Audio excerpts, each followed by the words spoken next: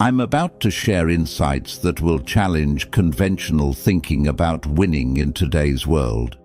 And I want you to approach this with an open but critical mind. You know why some genuinely good people struggle to achieve their goals? Why honest individuals sometimes find themselves outmaneuvered? Why generous people occasionally feel taken advantage of? It's not always circumstances. It's not always coincidence. Sometimes it's because they haven't learned to balance their values with strategic intelligence. There's a complex social dynamic happening all around you every single day. And while many focus solely on idealistic approaches, others have learned to combine those values with practical wisdom. The kind that's rarely discussed openly in everyday conversation. What I'm about to explore has been understood by philosophers and leaders for 500 years. It's the wisdom that separates those who achieve their goals from those who settle for less. But here's the thing. Once you understand this perspective, it expands your awareness. Once you see how human psychology really works, you'll notice patterns everywhere. You'll understand the deeper dynamics behind every interaction, every relationship, every success story. So if you prefer simple approaches to complex human situations, this exploration might challenge you. Because what comes next examines the nuanced areas that most people never consider. But if you're curious about the psychology of influence and communication, if you want to understand why pure idealism sometimes leads to frustration, if you're ready to explore a more sophisticated approach to achieving your goals, then drop this affirmation in the comments. I seek wisdom, because wisdom, not manipulation, but genuine understanding of human psychology, is about to change how you navigate the world. And it's going to make you far more effective at achieving your legitimate goals while maintaining your integrity. Number 1, the limitation of rigid thinking. Let me ask you something that might be thought-provoking. When was the last time pure idealism without practical strategy actually helped you create meaningful change? Not what made you feel good about yourself, not what other people praised you for. I'm talking about tangible outcomes, real progress, real ability to create positive impact in your situation. If you're struggling to remember, there's a reason for that. And it's not because being good is wrong. It's because being good without being strategic often leads to limited effectiveness. Here's what many well-meaning people never realize. The frameworks you live by often assume everyone else is operating with the same level of awareness and intention, but that's not always how human interactions work. Think about this for a second. Every authority figure in your life, parents, teachers, leaders, mentors, they all taught you similar values. Be honest, be fair, wait your turn. Good things come to those who wait, but observe their actions carefully. When their own important goals are at stake, do they always stick to simple approaches? Or do they combine their values with sophisticated thinking about timing, psychology, and human nature? Here's an important insight. Many people teach idealistic standards while practicing more nuanced approaches themselves. They're not necessarily being inconsistent. They've simply learned that the real world requires both moral compass and strategic intelligence. The challenge is this: pure idealism without practical wisdom often leads to limited impact. You become predictable, and others who understand human psychology better may take advantage of your consistency. While you're focused solely on following rules, others combine principles with effectiveness. While you're concerned only about immediate fairness, they balance ethical behavior with results that actually create lasting positive change. Here's the key insight. Those moral principles you follow are valuable, but when applied without strategic thinking, they often don't achieve their intended purpose. You want evidence? Look at anyone who creates meaningful change in the world. Did they get there by being purely idealistic without any strategic thinking? By never considering timing, psychology, or human nature? Of course not. They got there by being wise enough to know when pure idealism serves their mission and when it needs to be balanced with practical intelligence. Machiavelli once observed, "The promise given was a necessity of the past. The word broken is a necessity of the present." This doesn't mean being dishonest or breaking promises casually. It means understanding that rigid adherence to any single approach, even a well-intentioned one, without considering context and consequences, can sometimes create unintended negative outcomes. The most effective people understand something many don't. Circumstances change.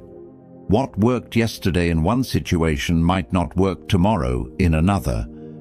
Inflexible thinking, whether overly idealistic or cynical, leads to inflexible results.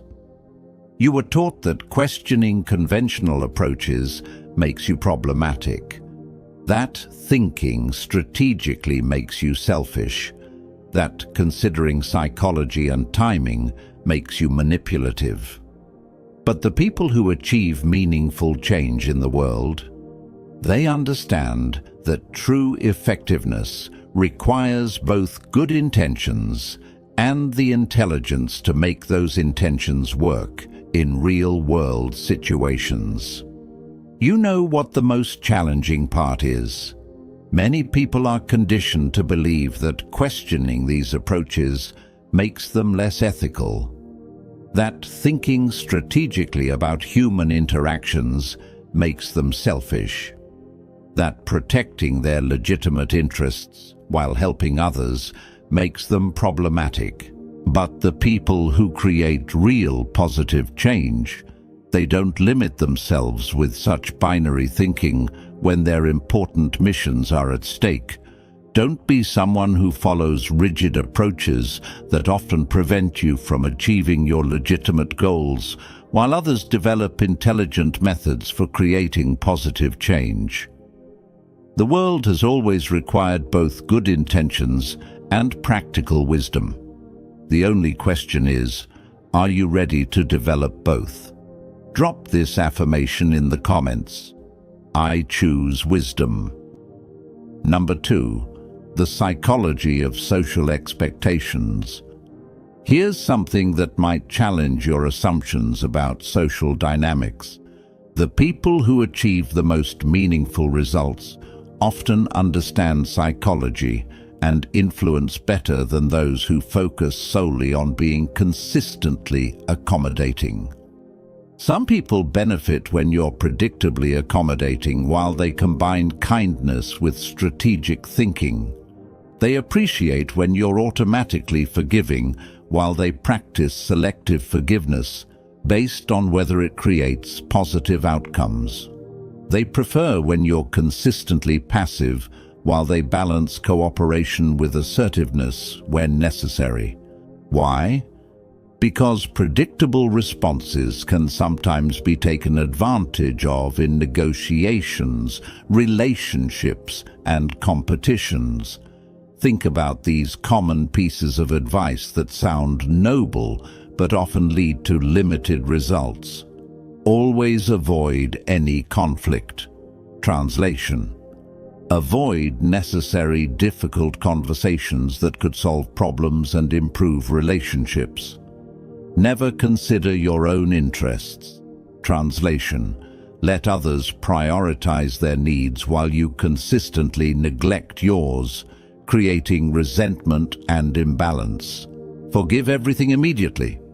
Translation: give people unlimited chances to repeat problematic behaviors without addressing underlying issues. Always be accommodating. Translation: let people cross your boundaries repeatedly without having honest conversations about mutual respect. These aren't always wise approaches. They're often mindsets that benefit people who want you to remain predictable and non-challenging while they pursue their goals more intelligently. Let me paint you a picture that happens regularly. Someone consistently interrupts you in meetings. What does conventional thinking tell you to do? Stay quiet. Don't cause tension. Be polite. So you do.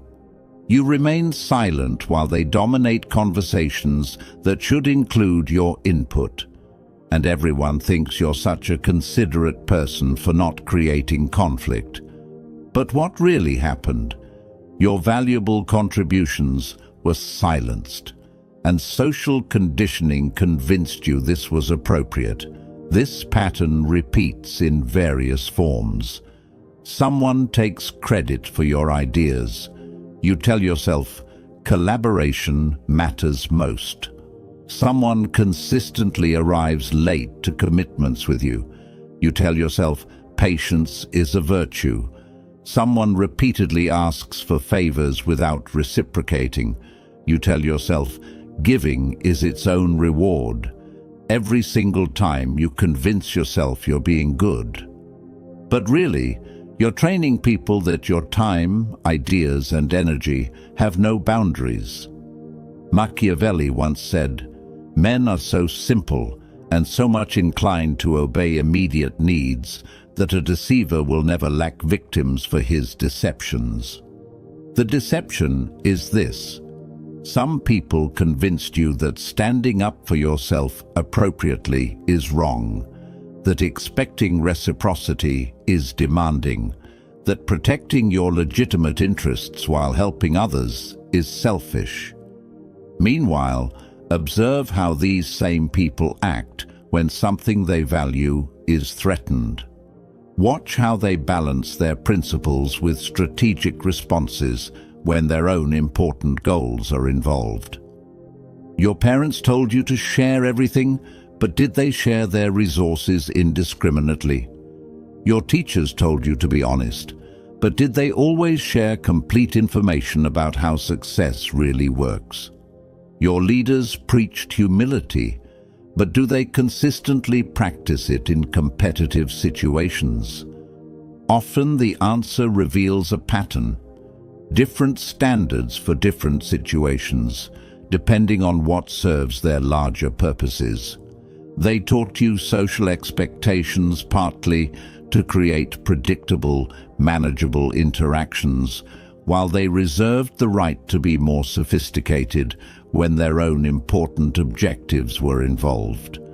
Your consistent accommodation became their opportunity. Your automatic forgiveness became their permission to repeat behaviors. Your patience became their unlimited time to prioritize other things. Here's the part that should concern you. This isn't always accidental. Sometimes this is systematic. Sometimes this is intentional. Some systems benefit from populations of people who won't challenge ineffective approaches, won't demand better treatment, won't question arrangements that serve some people better than others. And you? You may have been the perfect participant, the perfect example of someone who actually follows social expectations that others treat more flexibly. But awareness creates options, and when people become aware, they learn that the world operates by more complex principles than simple social expectations suggest. The question is, How long will you operate with incomplete information about how human psychology actually works? Drop this affirmation in the comments. I see clearly. Number 3, the psychology of presentation. Now I'm going to show you something that will completely change how you see successful people in any field. They understand something crucial about human psychology. People respond to presentation as much as substance. You think that effective leader got results by being exactly the same in every situation? You think that respected figure never had to adapt their communication style based on their audience? You think success comes from having only one way of interacting with people? Think again. The most effective people aren't rigidly consistent in their presentation. They're something far more sophisticated. They're intelligent communicators who understand that different situations require different approaches. This is the insight that separates highly effective people from everyone else. Effective people know that communication is contextual. Less effective people think communication should be identical regardless of circumstances. What they figured out that many haven't. Influence doesn't depend on your intentions alone. Influence depends on your ability to connect with people in ways they can understand and appreciate. Machiavelli once said, "Everyone sees what you appear to be. Few experience what you really are." This isn't about being inauthentic. This is about being intelligent. This is about understanding that the aspects of yourself you emphasize in one situation might not be the most effective aspects to emphasize in another situation. Let me give you examples that will make this crystal clear. You're at a family gathering where everyone's sharing personal experiences. Do you reveal your deepest struggles to appear vulnerable? Or do you share something meaningful but appropriate that builds connection while maintaining your emotional boundaries? The less strategic person overshares and may create awkwardness.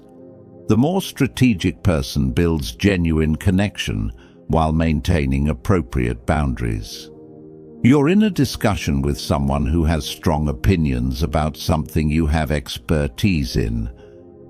Do you overwhelm them with technical details to prove your knowledge?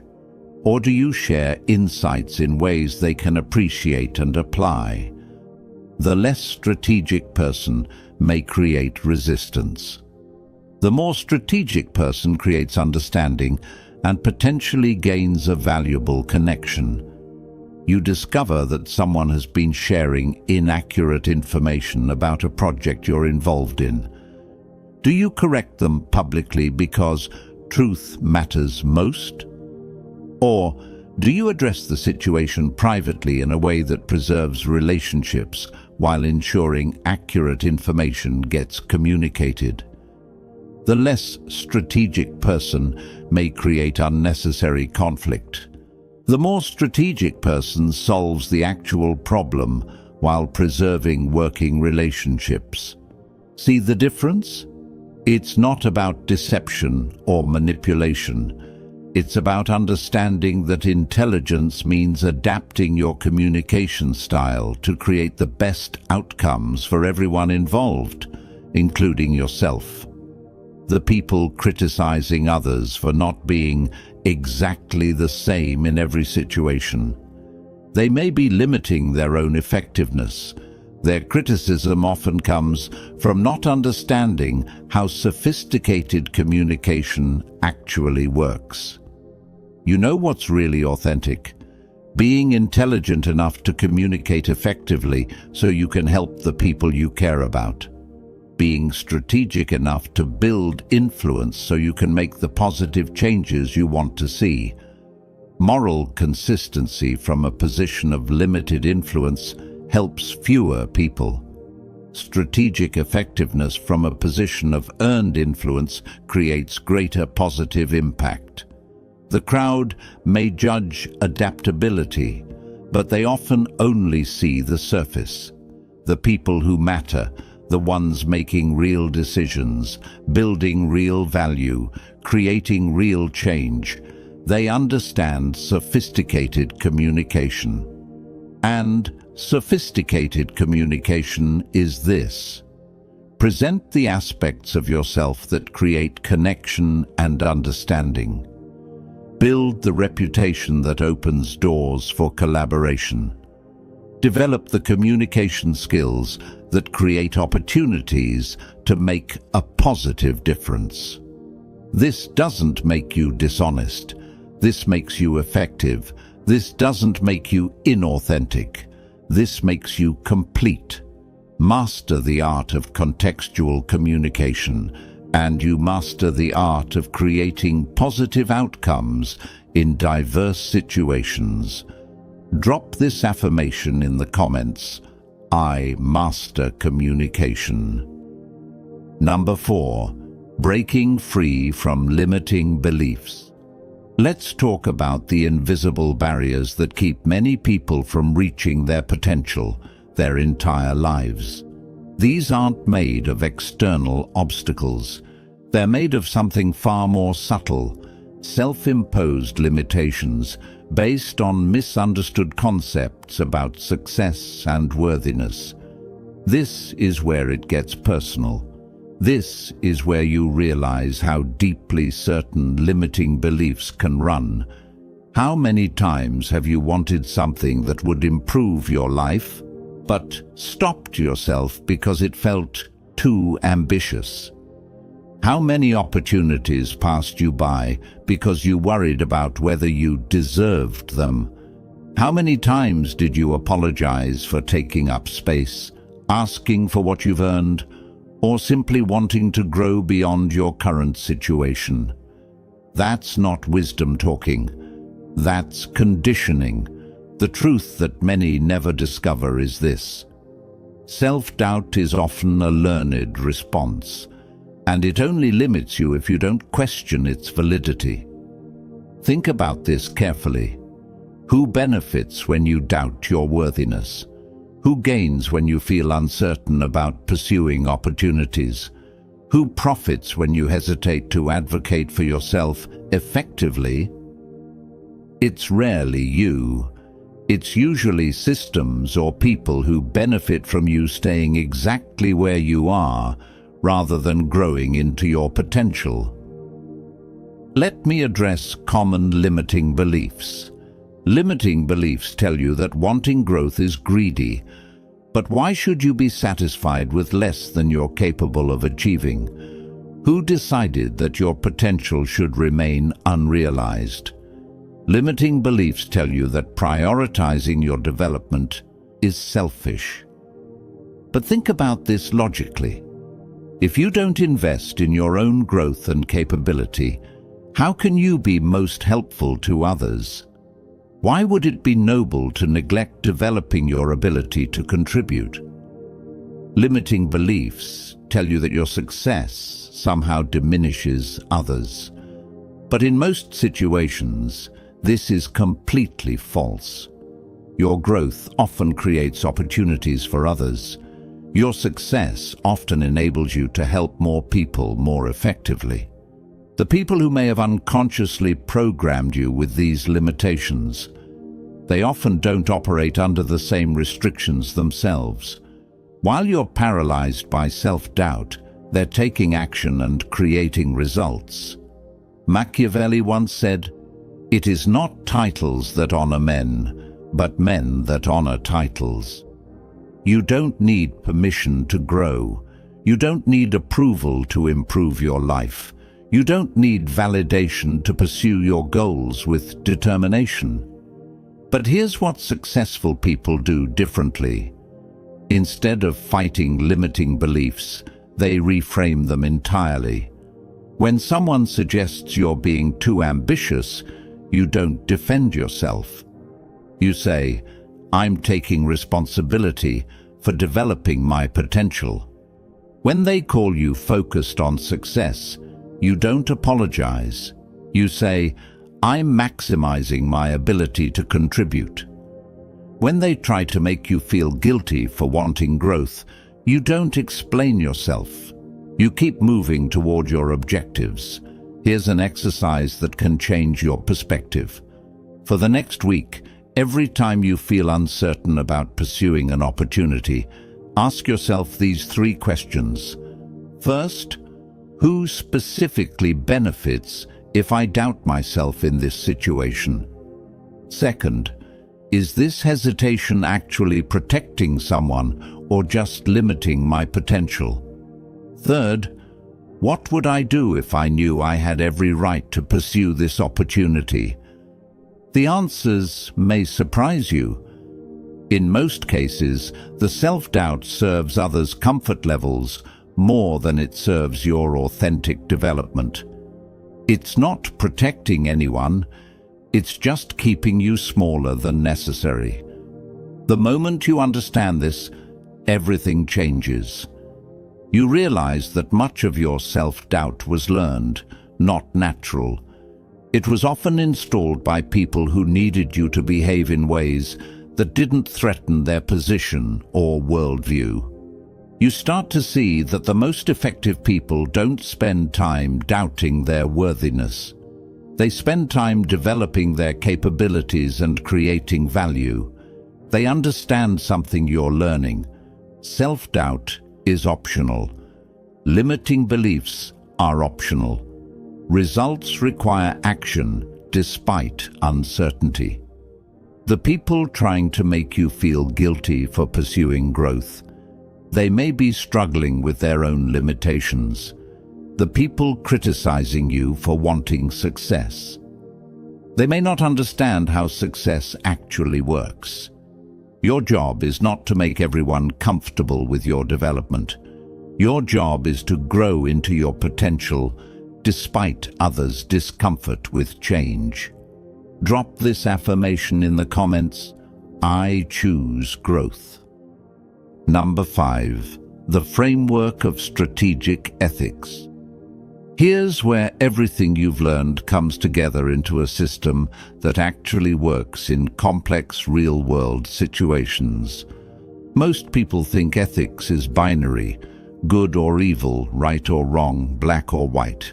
But sophisticated people understand that ethical behavior is contextual, and they consciously choose how to apply their values based on what serves their larger purpose and creates the most positive impact. This is strategic ethics. This is how you stop being limited by oversimplified thinking and start being the architect of meaningful, positive change. Here's the framework that changes everything. You deploy kindness when it builds the relationships and trust you need to create positive impact. When being genuinely helpful creates loyalty, mutual respect, and future opportunities for collaboration, you're the most generous person in the room. You choose transparency when it serves constructive outcomes. When honesty builds credibility, demonstrates integrity, or positions everyone advantageously for better decisions, you share complete information.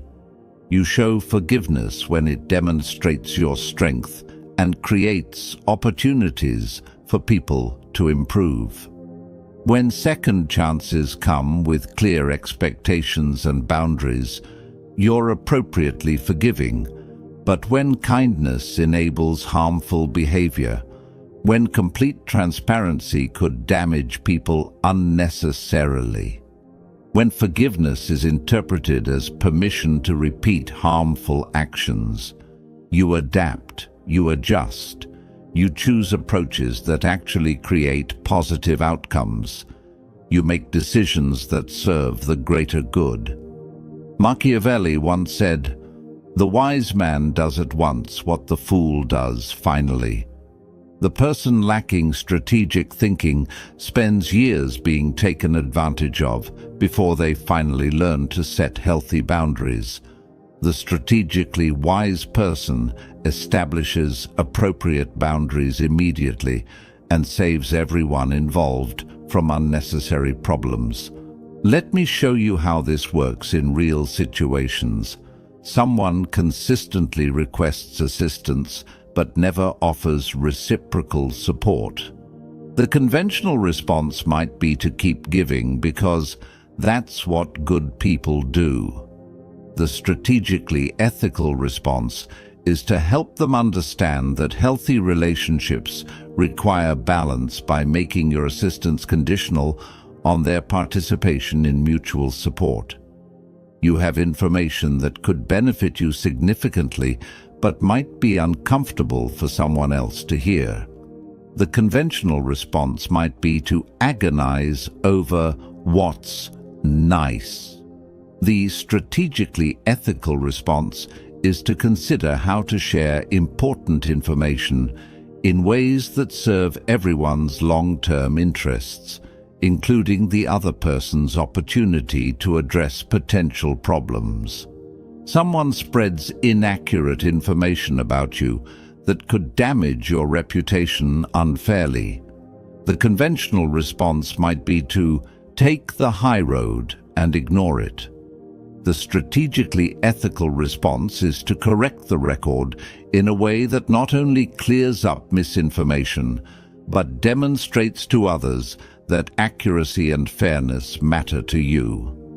This isn't about becoming callous. This is about becoming complete. This is about developing the full range of ethical responses so you can choose the most constructive approach for each situation.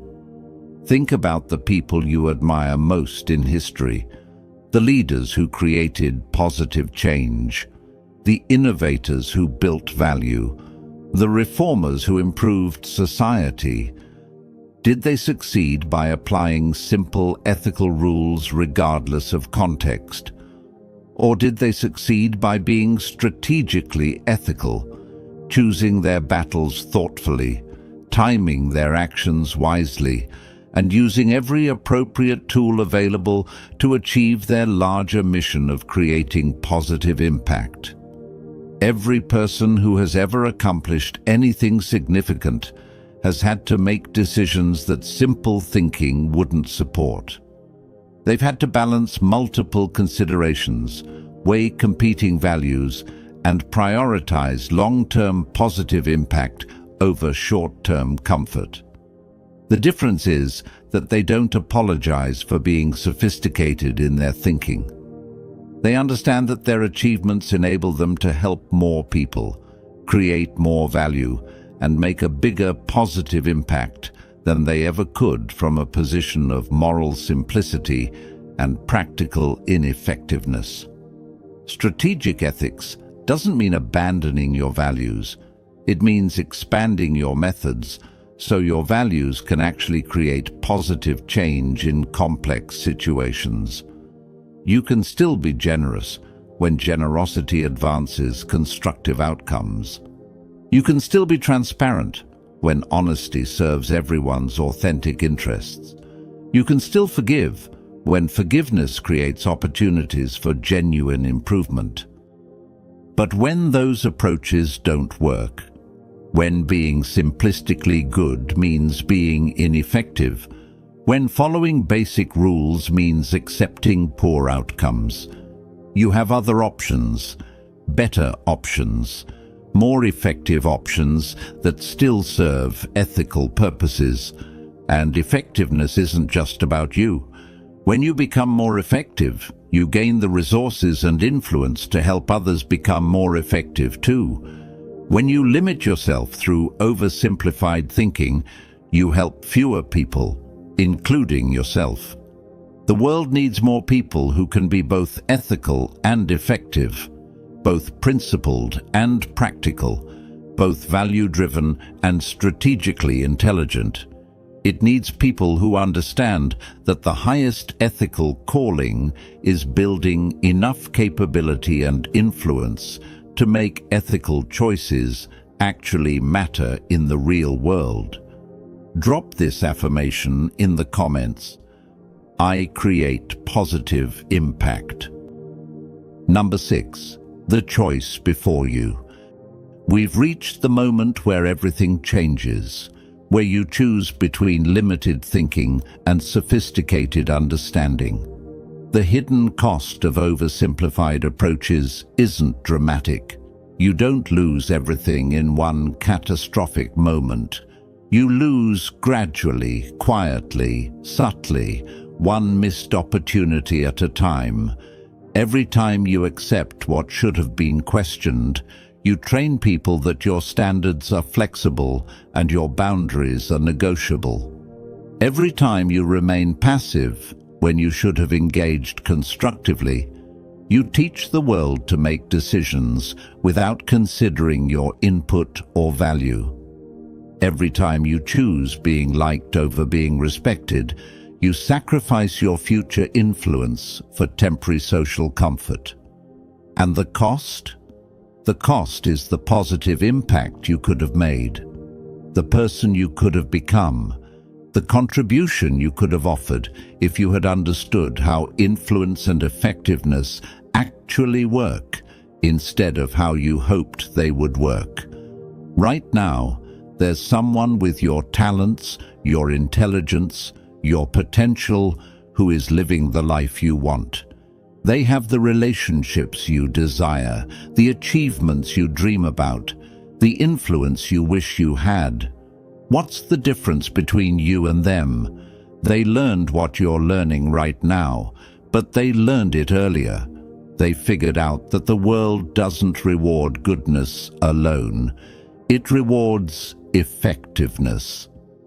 They understood that ethical behavior is something you can express more fully once you have influence, not something that automatically gives you influence.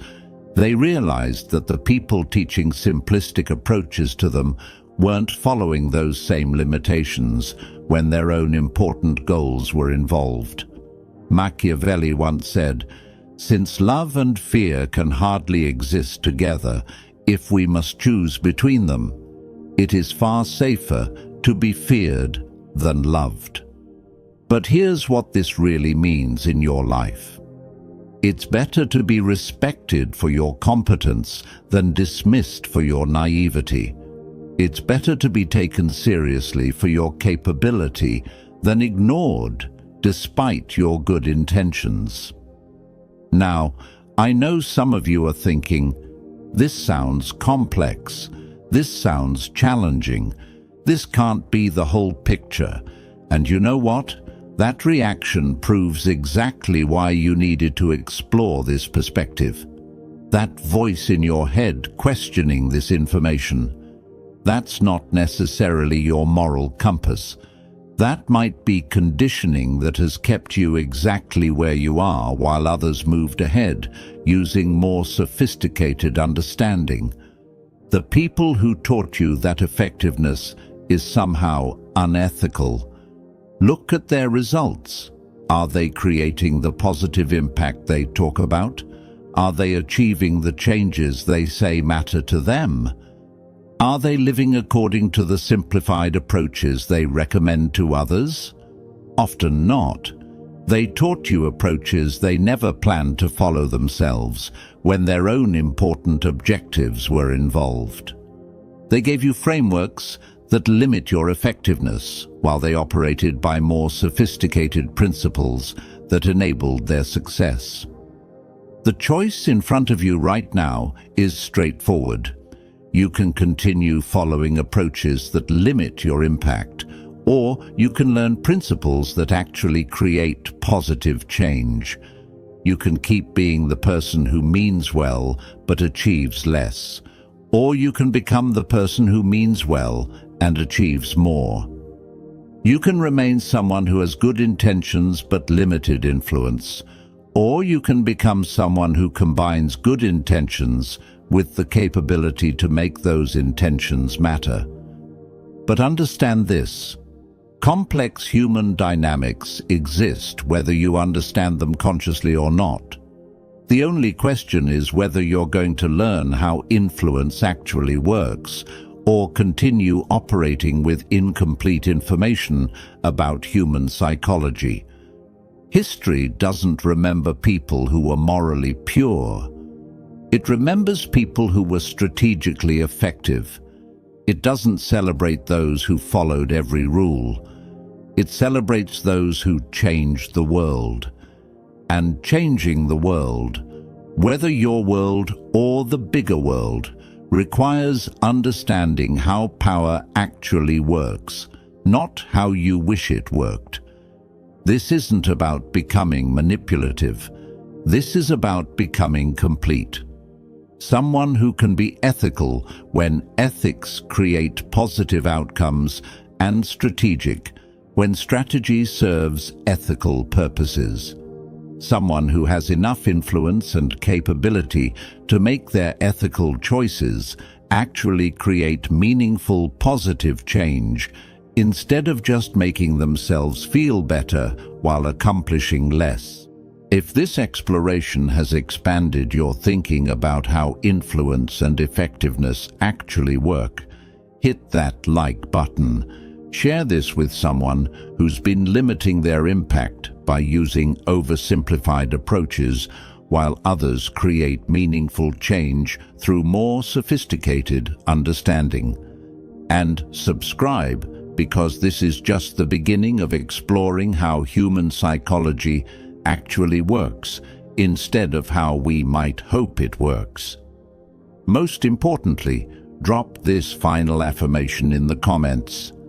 I choose power. Because that's what you become when you stop limiting yourself with approaches that don't serve your goals and start creating your own strategic code for winning. Remember, the real world belongs to those who understand its real rules. Victory belongs to those who stop apologizing for wanting it.